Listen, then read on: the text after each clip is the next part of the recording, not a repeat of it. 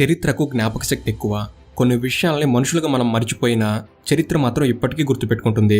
భారతదేశ చరిత్రలోనే చీకటి రోజులు అని బ్రిటిష్ పాలనను అభివర్ణిస్తారు. కానీ స్వాతంత్రం వచ్చిన తర్వాత మన దేశంలో జరిగిన ఒక సంఘటన ఆనాటి ప్రజల్ని మళ్ళీ ఆ బ్రిటిష్ పాలనలో చీకటి రోజులను గుర్తు చేసింది. ప్రభుత్వాన్ని ప్రశ్నించిన వారిని జైల్లో పెట్టారు, ఎదిరించిన వారిని కాల్చి చంపారు. ప్రభుత్వ నిర్బంధం భరించలేక ప్రజలు పడ్డ కష్టాలు అన్నీ ఇన్ని కాదు. ప్రజలిచ్చిన అధికారంతో ప్రజల్నే అణిచివేయాలని చూసిన ఆనాటి భయంకరమైన రోజులు ఇప్పటికీ భారతీయ ప్రజాస్వామ్యం మీద మాయని మచ్చగా మిగిలిపోయాయి. ప్రభుత్వానికి ప్రతిపక్షాలకు జరిగిన రాజకీయ ఆటలో ప్రజలు బలయ్యారు.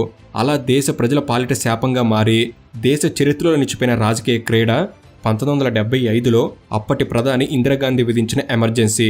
అధికారాన్ని నిలుపుకోవడానికి ఆనాడు ప్రధానిగా ఇందిరాగాంధీ విధించిన ఎమర్జెన్సీకి దారితీసిన పరిస్థితుల గురించి, ఎమర్జెన్సీ సమయంలో ప్రభుత్వం చేసిన నిర్బంధం గురించి, ప్రజలు పడ్డ కష్టాల గురించి ఈ వీడియోలో మాట్లాడబోతున్నాను. నేటి మనతరం వారికి తెలియని ఎన్నో పచ్చి నిజాలు మీరు ఇప్పుడు వినబోతున్నారు. ఖచ్చితంగా ఎంతో విలువైన సమాచారం గల ఈ వీడియోని చివరి వరకు చూడండి, మీకే అర్థమవుతుంది నిజమేంటో. అండ్ ఇలాంటి మరెన్నో ఇన్ఫర్మేటివ్ వీడియోస్ని మీ కొరకు తెచ్చేందుకు మీ సపోర్ట్కి వీడియోకి జస్ట్ లైక్ చేయండి చాలు. సో ఇక లేట్ చేయకుండా let's get into the video.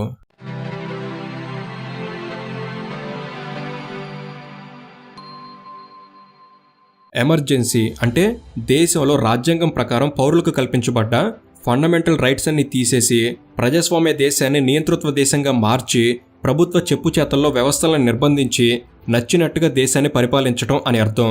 మన దేశంలో ఎమర్జెన్సీ విధించడం అనేది రాజ్యాంగం ప్రకారం ప్రభుత్వానికి కల్పించబడ్డ అధికారం. కానీ ఈ అధికారాన్ని విచ్చలవిడిగా ఉపయోగించే అవకాశం మాత్రం ప్రభుత్వానికి లేదు.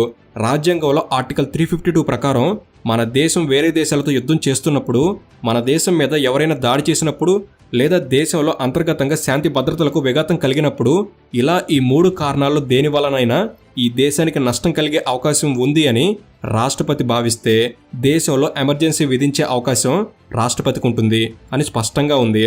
కాబట్టి రాజ్యాంగంలో ఆర్టికల్ 352 ఉపయోగించి మన దేశంలో 1962లో ఇండియా చైనా యుద్ధం జరిగినప్పుడు మరియు 1971లో ఇండియా పాకిస్తాన్ యుద్ధ సమయంలో కూడా నేషనల్ ఎమర్జెన్సీ విధించారు. ఆ 2 సందర్భాల్లో యుద్ధాన్ని సాకుగా చూపించి ఎమర్జెన్సీ విధించారు. దానిని ప్రజలు, ప్రతిపక్షాలు కూడా వ్యతిరేకించలేదు. కానీ 1975లో పెట్టిన ఎమర్జెన్సీ మాత్రం అందుకు భిన్నంగా జరిగింది. కాబట్టి 1975లో ఎటువంటి యుద్ధం లేకుండా అసలు ఎమర్జెన్సీ ఎందుకు పెట్టారో అనే దానికి ముఖ్య కారణం అప్పటి ప్రధాని ఇందిరాగాంధీ మీద సోషలిస్టు నేత రాజ్ నారాయణ అనే వ్యక్తి కేసు పెట్టడం.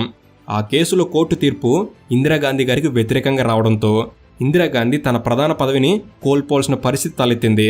అయితే అసలు ఈ కేసు గురించి వివరాల్లోకి వెళ్తే 1966లో జరిగిన లోక్సభ ఎన్నికల్లో కాంగ్రెస్ పార్టీ విజయం సాధించి ఇందిరాగాంధీ మొదటిసారిగా దేశానికి ప్రధానమంత్రి అయ్యారు. ఆ తర్వాత 5 సంవత్సరాలకి అంటే 1971లో మన దేశంలో మరోసారి లోక్సభ ఎన్నికలు జరిగాయి. కాబట్టి 1971 ఎన్నికల్లో ఇందిరాగాంధీ ప్రధానమంత్రి హోదాలో ఎన్నికల ప్రచారం చేసింది. ఆ ఎన్నికల్లో కాంగ్రెస్ పార్టీ కేంద్రంలో మొత్తం 518 పార్లమెంటు స్థానాలకు గాను 352 స్థానాల్లో విజయం సాధించి అధికారాన్ని నిలబెట్టుకుంది. 1971 ఎన్నికల్లో ఇందిరాగాంధీ ఉత్తరప్రదేశ్లోని రాయ్ బరేలీ నియోజకవర్గం నుంచి సోషలిస్ట్ నేత రాజ్ నారాయణ్ని 1,10,000 ఓట్ల తేడాతో ఓడించి రెండోసారి ప్రధానమంత్రి అయ్యారు. కానీ రాజ్ నారాయణ అలహాబాద్ హైకోర్టులో ఇందిరాగాంధీ ప్రధానిగా ఉంటూ ఎన్నికల నిబంధనలు పాటించకుండా ఎన్నికల్లో ప్రభుత్వ ఉద్యోగుల్ని డబ్బుని తన పార్టీ కోసం, తన గెలుపు కోసం ఉపయోగించుకుని విజయం సాధించింది అని ప్రజా ప్రాతినిధ్య చట్టం ప్రకారం కేసు పెట్టడం జరిగింది. చట్ట ప్రకారం ఎన్నికల్లో విజయం సాధించిన ఏ వ్యక్తి మీదనైనా కంప్లైంట్ వస్తే 45 రోజుల్లో దానిపై కేసు నమోదు చేయాలి. రిప్రజెంటేషన్ ఆఫ్ పీపుల్ యాక్ట్ అంటే రాజ్యాంగంలోని ప్రజా ప్రాతినిధ్య చట్టంలో సెక్షన్ 123 క్లాజ్ 7 ప్రకారం ఎవరైనా అభ్యర్థి ప్రభుత్వ యంత్రాంగాన్ని ఎన్నికల్లో ఉపయోగించుకుంటే ఆ అభ్యర్థి ఎన్నిక చెల్లదు. అంతేకాకుండా 6 సంవత్సరాల పాటు ఎన్నికల్లో పోటీ చేసే అవకాశం కూడా కోల్పోతారు. అయితే 1971 ఎన్నికల్లో ఇందిరాగాంధీ మీద రాజ్ నారాయణ చాలా రకాలుగా ఎలిగేషన్స్ చేసి కోర్టులో కేసు వేశాడు.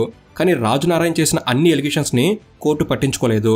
కానీ 2 ప్రధానమైన ఎలిగేషన్స్ని కోర్టు అంగీకరించింది. వాటిలో మొదటిది, ఇందిరాగాంధీ ఎన్నికల్లో ఉత్తరప్రదేశ్ ప్రభుత్వానికి చెందిన లౌడ్ స్పీకర్, స్టేజ్ బార్గేట్స్ను ఎలక్షన్ క్యాంపెయినింగ్లో ఉపయోగించుకున్నారు అని, మరియు ఉత్తరప్రదేశ్ పోలీసుల్ని పార్టీ ప్రచార కార్యక్రమాలకు వాడుకున్నారు అని. ఇక రెండవ ఎలిగేషన్, యశ్పాల్ కపూర్ అనే కేంద్ర ప్రభుత్వ అధికారిని ఎలక్షన్ ఏజెంట్గా ఇందిరాగాంధీ ఉపయోగించుకున్నారు అని. యశ్పాల్ కపూర్ ఒక ఇండియన్ గవర్నమెంట్లో గెజిటెడ్ ఆఫీసర్. ఇతన్ని ఇందిరాగాంధీ మొదటిసారి ప్రధానమంత్రి అయ్యాక ప్రధానమంత్రి కార్యాలయంలో స్పెషల్ ఆఫీసర్గా నియమించబడ్డాడు. అలా ఇందిరాగాంధీకి దగ్గరగా పనిచేసేవాడు. ఈ యశ్పాల్ కపూర్ ఎన్నికల్లో ఇందిరాగాంధీ కోసం పనిచేశాడు. నిజానికి యశ్పాల్ కపూర్ ఎన్నికల ముందు అంటే 1971 జనవరి 13న తన ఉద్యోగానికి రాజీనామా చేశాడు. కానీ 1971 జనవరి 25న ప్రభుత్వం రాజీనామాను ఆమోదించింది. కాబట్టి జనవరి 25 వరకు యశ్పాల్ కపూర్ ప్రభుత్వ ఉద్యోగే. కానీ యశ్పాల్ కపూర్ రాజీనామా ఆమోదించబడకముందే అంటే జనవరి 19న ఇందిరాగాంధీని గెలిపించాలని బహిరంగంగా స్టేజ్ మీద మాట్లాడాడు. దాంతో యశ్పాల్ కపూర్ ఒక ప్రభుత్వ అధికారిగా ఉంటూనే ఎన్నికల్లో ఇందిరాగాంధీ కోసం పనిచేశాడని కోర్టు పరిగణించింది. దాంతో ప్రభుత్వ అధికారిని ఇందిరాగాంధీ ఎన్నికల్లో ఉపయోగించుకుందని కోర్టు భావించింది. ఇక్కడ ఒక విషయం గమనించాలి. ఎప్పుడైతే ఎన్నికల కోడ్ అమల్లోకి వస్తుందో ప్రధానమంత్రి అయినా కూడా ప్రభుత్వానికి సంబంధించిన ఏ అధికారుల్ని, ప్రభుత్వానికి సంబంధించిన ఏ వస్తువుని ఎన్నికల ప్రచారానికి ఉపయోగించుకోకూడదు. కానీ ఇందిరాగాంధీ సరిగ్గా అదే పనిచేసింది. దాంతో 1975 జనవరి 25న అలహాబాద్ హైకోర్టు ఇందిరాగాంధీపై అనర్హత వేటు వేసి రాజ్నారాయణ్ని ఎంపీగా ప్రకటించింది. దాంతోపాటు 6 సంవత్సరాల పాటు ఇందిరాగాంధీని ఎన్నికల్లో పోటీ చేయడానికి అవకాశం లేకుండా కోర్టు నిషేధించింది. దాంతో ప్రధానిగా ఇందిరాగాంధీ రాజీనామా చేయాల్సిన పరిస్థితి వచ్చింది. కానీ ఇందిరాగాంధీ అలహాబాద్ కోర్టు ఇచ్చిన తీర్పుని సుప్రీంకోర్టులో సవాల్ చేసింది. దాంతో 1975 జూన్ 24న సుప్రీంకోర్టు అలహాబాద్ హైకోర్టు ఇచ్చిన తీర్పు మీద పార్షియల్ స్టే విధించింది. దాంతోపాటు తర్వాత విచారణ జరిగే వరకు ఇందిరాగాంధీని ప్రధానమంత్రిగా కొనసాగడానికి సుప్రీంకోర్టు అంగీకరించింది. కానీ పార్లమెంట్లో ఎంపీ పదవికి రాజీనామా చేయాలని, పార్లమెంట్ చర్చల్లో పాల్గొనకూడదని సుప్రీంకోర్టు చెప్పింది. నిజానికి ఆ తీర్పు వచ్చిన తర్వాత మరో 9 నెలల్లో పార్లమెంట్ ఎన్నికలు జరగాల్సి ఉంది. కానీ ఆ తీర్పు అమలు చేస్తే 9 నెలల పాటు ప్రధానమంత్రి పదవికి దూరంగా ఉండడమే కాకుండా మరో 6 సంవత్సరాల పాటు ఇందిరాగాంధీ ఎన్నికల్లో పోటీ చేయడానికి అవకాశం లేదు. అయితే నిజానికి అప్పటి వరకు జరిగిన ప్రతి పార్లమెంట్ ఎన్నికల్లో కాంగ్రెస్ పార్టీ మాత్రమే విజయం సాధిస్తూ వస్తుంది.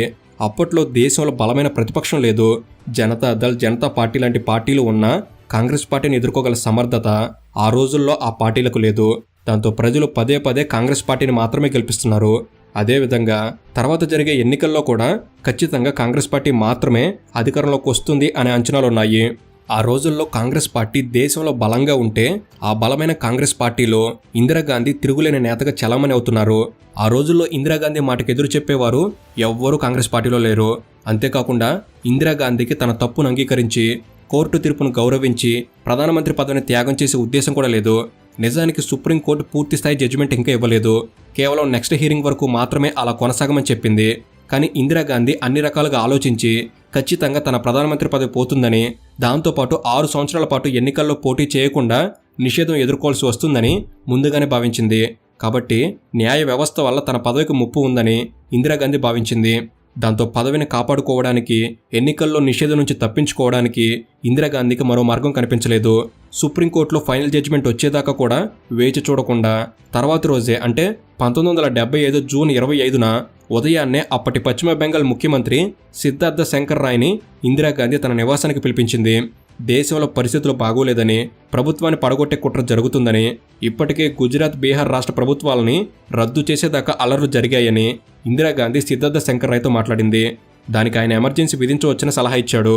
కానీ ఈ విషయాన్ని కేంద్ర మంత్రులకు కూడా చెప్పకుండా చేయాలి అని ఇందిరాగాంధీ భావించింది. సిద్ధార్థ రాయ్ వెంటనే మంత్రివర్గ సమావేశం ఏర్పాటు చేసేంత సమయం లేదు అని రాష్ట్రపతికి వివరిస్తే సరిపోతుందని సలహా ఇచ్చాడు. దాంతో 1975 జూన్ 25న సాయంత్రం ఇందిరాగాంధీ మరియు సిద్ధార్థ శంకర్ రాయ్ అప్పటి రాష్ట్రపతి ఫక్రుద్దీన్ అలీ అహ్మద్ను స్వయంగా కలిసి దేశ అంతర్గత భద్రతకు ముప్పు జరిగే ప్రమాదం ఉంది అని, దేశంలో ఇంటర్నల్ ఎమర్జెన్సీ పెట్టాలని చాలా త్వరగా నిర్ణయం తీసుకోవాల్సిన అంశం అని ఒక లేఖనివ్వడం జరిగింది. ఆ తర్వాత జూన్ 26న ఉదయం 6 గంటలకు కేబినెట్ సమావేశం ఉంటుందని మంత్రులకు సమాచారం ఇచ్చి జూన్ 26న ఉదయం 6 గంటలకు కేబినెట్ సమావేశం పెట్టి తన నిర్ణయాన్ని మంత్రులకు ఇందిరాగాంధీ వివరించింది. నిజానికి కేబినెట్ సమావేశం పెట్టి నిర్ణయం తీసుకోవాల్సిన విషయాన్ని ఆమె నిర్ణయం తీసేసుకున్నాక ఆ నిర్ణయాన్ని వివరించడానికి కేబినెట్ సమావేశం ఏర్పాటు చేశారంతే. అయినా కూడా కేబినెట్లో ఎవ్వరూ ఇందిరాగాంధీ నిర్ణయాన్ని వ్యతిరేకించలేదు. సమావేశంలో పెద్దగా చర్చ కూడా జరగలేదు. దేశంలో సంచలనం సృష్టించే ఎమర్జెన్సీ కోసం జరిగిన కేబినెట్ సమావేశం కేవలం 30 నిమిషాల్లోనే పూర్తయింది. అంటే అర్థం చేసుకోవచ్చు ఇందిరాగాంధీ ఆ రోజుల్లో ఏ స్థాయిలో పవర్ఫుల్గా ఉండేవారు అని. నిజానికి కేబినెట్ సమావేశం మొదలు కాకముందే దేశంలో అరెస్టులు మొదలయ్యాయి. న్యూస్ ఛానల్స్ ఆ రోజుల్లో లేవు. కేవలం రేడియో మరియు న్యూస్ పేపర్లు మాత్రమే ఉండేవి. రేడియో ప్రసారాలు ఎలాగూ ప్రభుత్వమే నడిపిస్తుంది కాబట్టి న్యూస్ పేపర్లో ప్రింట్ కాకుండా ప్రింటింగ్ ప్రెస్లకు కరెంట్ కట్ చేశారు. ఎమర్జెన్సీ విధించారని తెలిసేలోపే రాజ్ నరైన్, మొరార్జీ దేశాయ్, జయప్రకాష్ నారాయణ, ఎల్కే అద్వానీ, విజయరాజే సింధియా, చరణ్ సింగ్, అటల్ బిహారీ వాజ్పేయి, సత్యేంద్ర నారాయణ సిన్హా లాంటి వారు అరెస్ట్ అయ్యారు. జూన్ 26 ఉదయం ఇందిరాగాంధీ ఆల్ ఇండియా రేడియోలో మాట్లాడి తన ఎమర్జెన్సీ నిర్ణయాన్ని దేశ ప్రజలకు వివరించింది. అలా 1975 జూన్ 26 అర్ధరాత్రి నుంచి దేశ అంతర్గత భద్రతకు ప్రమాదం ఉంది అని ఇంటర్నల్ ఎమర్జెన్సీ విధించడం జరిగింది. నిజానికి ఇందిరాగాంధీ ప్రధానమంత్రి పదవికి ముప్పు రావడం తప్ప దేశ అంతర్గత భద్రతకు ఎలాంటి ముప్పు లేదు అన్న విషయం అందరికీ అర్థమైంది. కానీ ఇందిరాగాంధీ అంతకుముందు జరుగుతున్న కొన్ని సంఘటనల్ని ఎమర్జెన్సీ విధించడానికి ఈ సమయంలో కారణంగా చూపెట్టింది. అవేంటంటే, అప్పట్లో ప్రతిపక్ష పార్టీలు దేశ స్థాయిలో అంత బలంగా లేవు.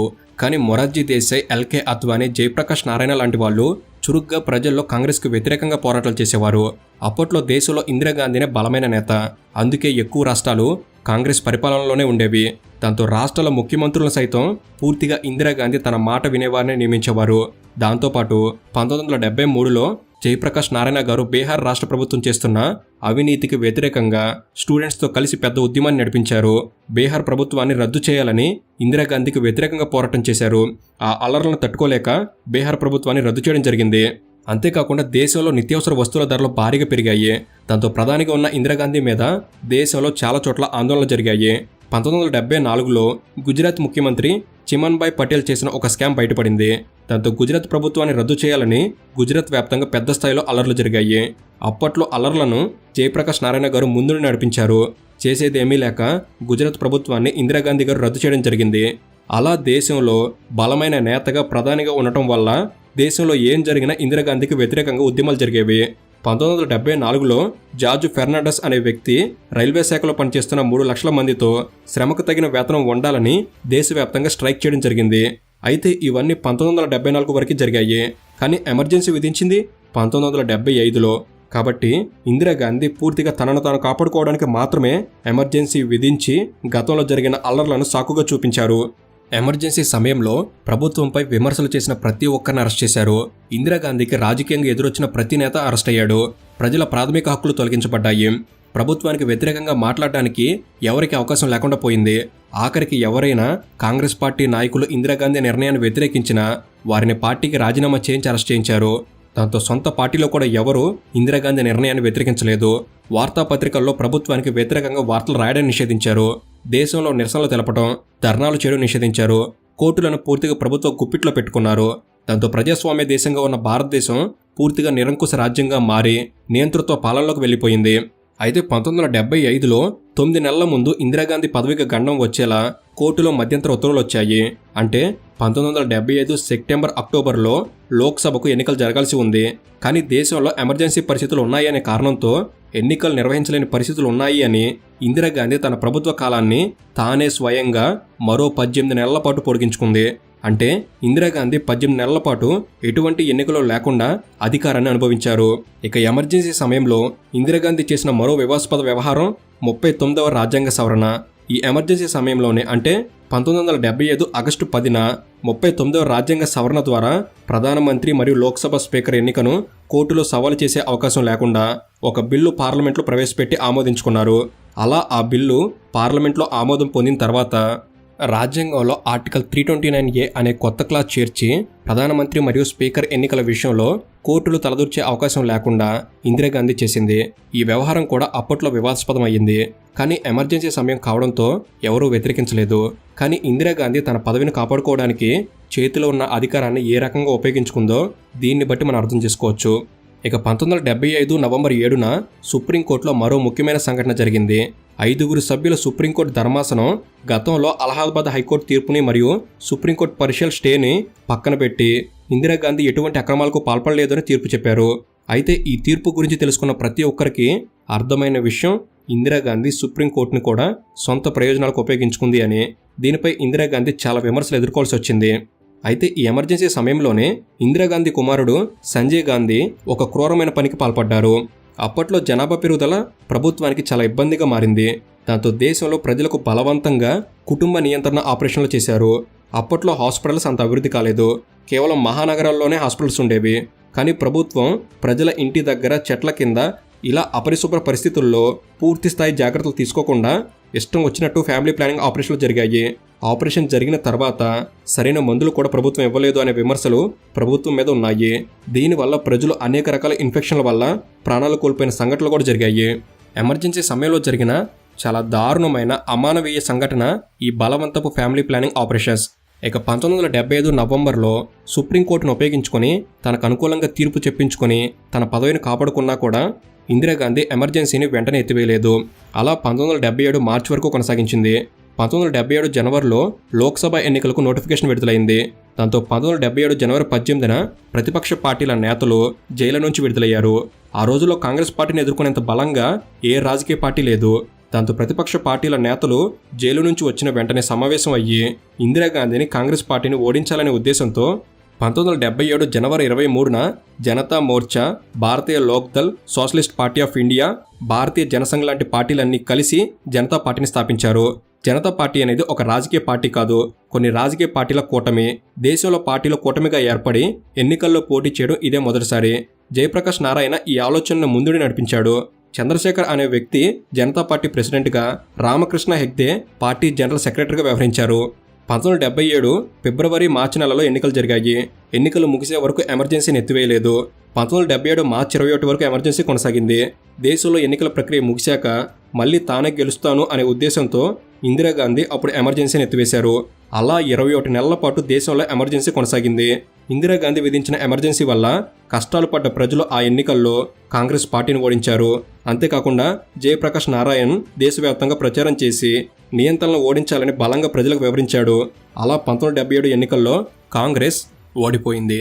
ఎంతలా అంటే స్వయంగా ఇందిరాగాంధీ మరియు ఆమె కుమారుడు సంజయ్ గాంధీ ఇద్దరూ వారు పోటీ చేసిన స్థానాల్లో ఓటమి పాలయ్యారు. కొత్తగా ఏర్పడ్డ జనతా పార్టీ 295 స్థానాలు దక్కించుకుంది. కాంగ్రెస్ పార్టీ కేవలం 154 స్థానాలు మాత్రమే దక్కాయి.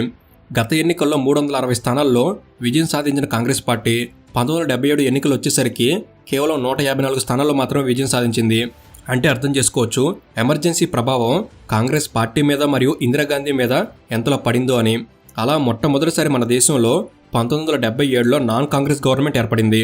1977 ఎన్నికల్లో జయప్రకాష్ నారాయణ్ జనతా పార్టీ తరపున ఎక్కువగా ప్రచారం చేసి ఆ పార్టీని అధికారంలోకి తెచ్చాడు. కానీ జయప్రకాష్ నారాయణ్ కిడ్నీ వ్యాధితో బాధపడేవాడు. దాంతో ఆయన ప్రభుత్వ ఏర్పాటులో భాగం కాలేదు. కానీ జనతా పార్టీ అధికారంలోకి వచ్చిన తర్వాత ప్రధానమంత్రి పదవి కోసం మొరార్జీ దేశాయ్, చరణ్ సింగ్ మరియు జగజ్జీవన్ రామ్ ఈ ముగ్గురు పోటీపడ్డారు. కానీ 1977 మార్చి 24న మొరార్జీ దేశాయ్ ప్రధానమంత్రిగా ప్రమాణ స్వీకారం చేశారు. చరణ్ సింగ్ కేంద్ర హోం మంత్రిగా మరియు జగజ్జీవన్ రామ్ కేంద్ర రక్షణ శాఖ మంత్రిగా ప్రమాణ స్వీకారం చేశారు.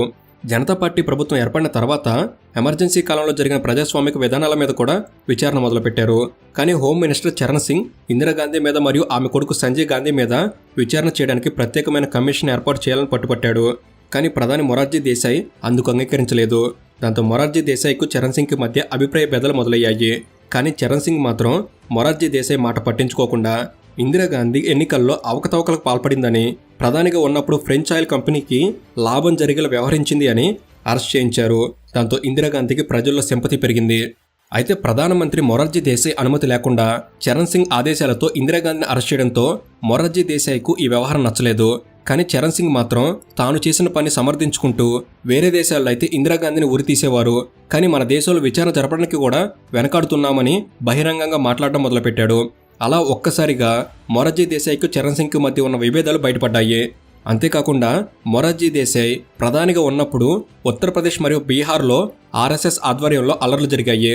దాంతో చరణ్ సింగ్ సోషలిస్ట్ నేత రాజనారాయణని కలిసి ప్రభుత్వం ప్రజల నమ్మకాన్ని కోల్పోయిందని ప్రభుత్వానికి మద్దతు ఉపసంహరించుకోవాలని కోరడం జరిగింది. అయితే ఎల్కే అద్వానీ, అటల్ బిహారీ వాజ్పేయి ఆర్ఎస్ఎస్ని సమర్థించారు. కానీ రాజనారాయణ సోషలిస్ట్ నేత కావడంతో సెక్యులర్ విధానాలకు ఆయన వ్యతిరేకం. దాంతో సెక్యులర్ భావజాలం ఉన్న ఎల్కే అద్వానీ, వాజ్పేయి లాంటి వారు మంత్రులుగా ఉంటే ప్రభుత్వానికి మద్దతు ఇవ్వను అని చెప్పి మొరార్జీ దేశాయ్ ప్రభుత్వానికి సోషలిస్ట్ పార్టీ ఆఫ్ ఇండియా మద్దతు విత్డ్రా చేసుకుంది. దాంతో మొరార్జీ దేశాయ్ 1977 జూలైలో పార్లమెంట్లో మెజారిటీ లేని కారణంతో కేవలం 2 సంవత్సరాల 126 రోజుల్లోనే ప్రధానమంత్రి పదవికి రాజీనామా చేయాల్సి వచ్చింది. అయితే మొరార్జీ దేశాయ్ ప్రధానమంత్రి పదవి నుంచి దిగిపోయిన వెంటనే ఇందిరాగాంధీ తన దగ్గర ఉన్న 154 మంది కాంగ్రెస్ సభ్యులను సోషలిస్ట్ పార్టీ ఆఫ్ ఇండియా ఎంపీల సహాయంతో చరణ్ సింగ్కు మద్దతిచ్చి చరణ్ సింగ్ను ప్రధాని చేసింది. అలా 1979 జూలై 28న కాంగ్రెస్ పార్టీ మద్దతుతో చరణ్ సింగ్ ప్రధానమంత్రి అయ్యాడు. కానీ చరణ్ సింగ్ మాత్రం ఇందిరాగాంధీ తన ప్రధానమంత్రి పదవికి మద్దతు ఇచ్చింది కదా అని ఆమె మీద ఎటువంటి కనికరం చూపించలేదు. నిజానికి ఇందిరాగాంధీ తన మీద విచారణ జరగకుండా ఆపడానికి చరణ్ సింగ్కి తన ఎంపీలతో మద్దతు ఇప్పించింది. కానీ చరణ్ సింగ్ మాత్రం ఇందిరాగాంధీ అనుకున్నట్టు ఆమె మాట వినలేదు. చరణ్ సింగ్ ప్రధానమంత్రి అయిన తర్వాత ఇందిరాగాంధీ మీద ప్రత్యేక విచారణకు ఆదేశించాడు. దాంతో ఇందిరాగాంధీ చరణ్ సింగ్కి ఇచ్చిన మద్దతును ఉపసంహరించుకుంది. దాంతో 1979 నవంబర్లో చరణ్ సింగ్ ప్రభుత్వాన్ని రద్దు చేసినట్లు ప్రకటించి అప్పటి రాష్ట్రపతి లేలం సంజీవ్ రెడ్డికి రాజీనామా అందించాడు. దాంతో చరణ్ సింగ్ ప్రభుత్వం కూడా ఏర్పడిన 170 రోజుల్లోనే కూలిపోయింది. దాంతో దేశంలో వెంటనే ఎన్నికలు వచ్చాయి. అంటే 1980లో మళ్లీ పార్లమెంట్ ఎన్నికలు జరిగాయి. అయితే అప్పటి వరకు సుస్థిరమైన ప్రభుత్వాలను చూస్తూ వస్తున్న దేశ ప్రజలు 3 సంవత్సరాల్లోనే 2 ప్రధానమంత్రులు మారటం, చిన్న చిన్న పార్టీలు కూటమిగా ఏర్పడి ఐక్యత లేక విడిపోవడం, ఇవన్నీ గమనించిన ప్రజలు 1980లో జరిగిన ఎన్నికల్లో మళ్లీ కాంగ్రెస్ పార్టీని గెలిపించి ఇందిరాగాంధీని ప్రధాని చేయడం జరిగింది. అలా దేశంలో ఉన్న రాజకీయ అస్థిరత వల్ల ఇందిరాగాంధీ ఎమర్జెన్సీ పేరుతో ఎన్ని దారుణాలు చేసినా, ఎంతమందిని జైలు పాలు చేసినా, కోర్టులను తనకు నచ్చినట్లు ఆడించినా, ప్రజాస్వామ్యాన్ని నియంతృత్వంగా మార్చినా, ఇలా ఏం చేసినా 3 సంవత్సరాల్లోనే మళ్లీ దేశం ఇందిరాగాంధీనే ప్రధానిగా ఎన్నుకోవాల్సి వచ్చింది. సో ఇది ఫ్రెండ్స్ 1975లో ఎమర్జెన్సీని విధించడం వెనుక ఉన్న చీకటి కోణం. ఇప్పుడు ఇవన్నీ విన్నాక మీ అభిప్రాయం ఏమిటి? తప్పకుండా కామెంట్ సెక్షన్లో పంచుకోండి. అండ్ ఈ వీడియో అనేది మీరు ఎన్నో కొత్త విషయాలు తెలుసుకోవడంలో ఎంతో కొంత ఉపయోగపడిందని భావిస్తున్నాను. ఈ వీడియో కనుక మీకు నచ్చినట్టయితే జస్ట్ లైక్ చేయండి చాలు. ఇలాంటి మరెన్నో ఇన్ఫర్మేటివ్ వీడియోస్ ఇక్కడ నుంచి రాబోతున్నాయి. వాటిని మీరు కూడా పొందేందుకు తప్పకుండా మన తెలుగు నాలెడ్జ్ని సబ్స్క్రైబ్ చేసుకుని బెల్ని ఆల్లో పెట్టుకోగలరని మనవి. Thank you for watching. Have a good day.